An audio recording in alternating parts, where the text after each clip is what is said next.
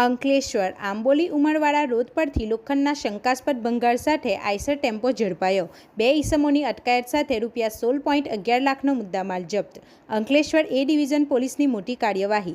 બાતમીના આધારે વોચ ગોઠવી 22,000 કિલોથી વધુ લોખંડની ચેનલો ભરેલો ટેમ્પો ઝડપી પાડ્યો।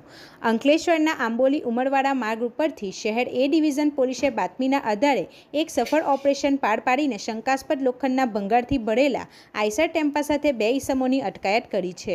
પોલીસને ચોક્કસ બાતમી મળી હતી કે આ માર્ગ પરથી લોખંડનો શંકાસ્પદ ભંગાર ભરીને એક આઈસર ટેમ્પો પસાર થવાનો છે, જેના આધારે એ ડિવિઝન પોલીસની ટીમે વોચ ગોઠવી હતી। આ દરમિયાન બાતમીવાળો ટેમ્પો આવતા જ પોલીસે તેને આંતરીને તલાશી લીધી હતી। ટેમ્પોની તપાસ દરમિયાન તેમાંથી મોટા પ્રમાણમાં લોખંડની હેવી ચેનલો મળી આવી હતી, જે અંગેના કોઈ કાયદેસરના આધાર પુરાવા ચાલકો રજૂ કરી શક્યા ન હતા।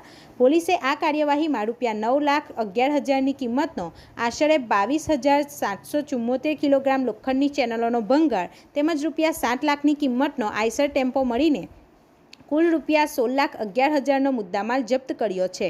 આ શંકાસ્પદ જથ્થા સાથે પોલીસે નોબલ માર્કેટ વિસ્તારમાં રહેતા સબરે હુસૈન મોહમ્મદ કાસિમ શેખ અને જૈનુલ આબેદીન નિઝામુદ્દીન ખાન નામના 2 ઈસમોની અટકાયત કરી છે। આ લોખંડનો જથ્થો ક્યાંથી લાવવામાં આવ્યો હતો અને ક્યાં લઈ જવાતો હતો તે દિશામાં પોલીસે કાયદેસરની કાર્યવાહી હાથ ધરીને વધુ તપાસ શરૂ કરી છે।